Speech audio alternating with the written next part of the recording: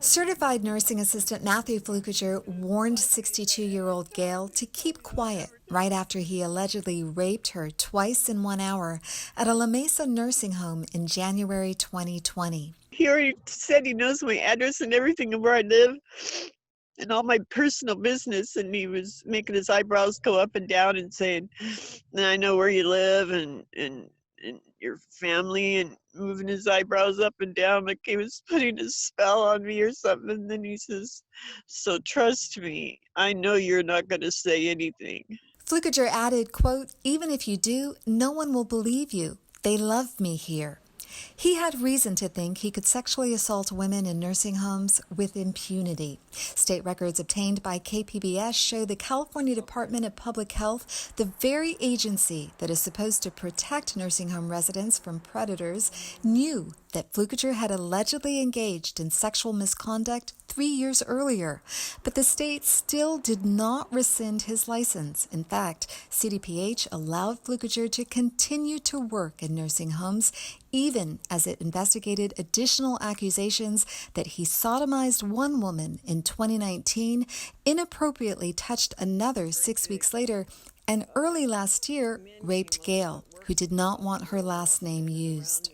This is perhaps the worst and most horrifying story of serial sexual assault that I have ever heard in the long-term care setting. Mike Dark is a lawyer for California Advocates for Nursing Home Reform. How many women would need to be assaulted before they felt like they needed to take action? CDPH did not revoke Flukiger's license to practice as a certified nursing assistant until August 2020. The agency conceded in a letter to Flukiger that month that it actually could have rescinded his license for any one of the 4 sexual misconduct allegations against him dating back to 2017. Ernie Tosh, a Texas lawyer who sues nursing homes in abuse cases, says it's a damning self-indictment by CDPH. If each of these 4 incidents was enough to be revoked, why didn't you revoke it the first time?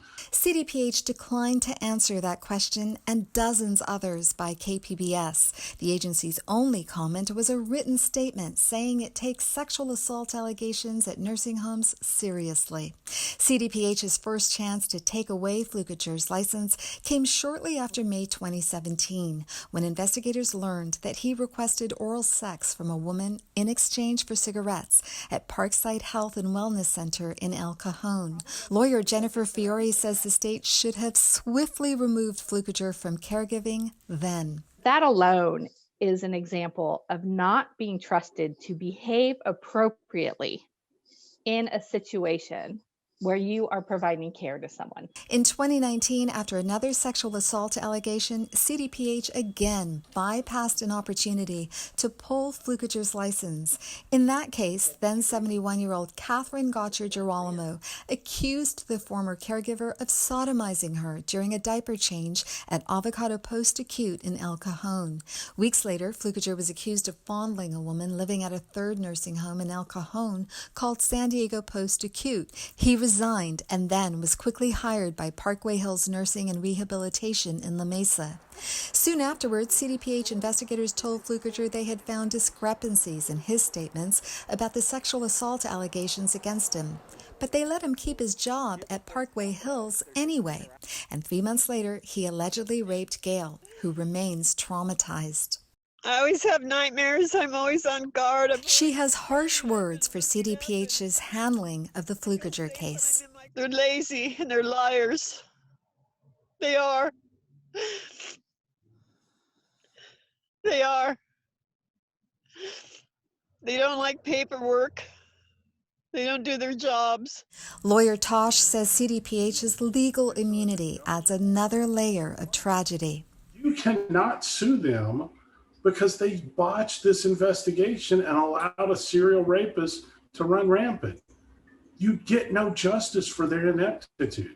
The San Diego County District Attorney's Office filed charges against Flukiger in December after KPBS's stories on the Avocado case. He remains in jail on 5 felony sex charges. Tosh says the courtroom is the last resort to hold Flukiger accountable. Amitha Sharma, KPBS News.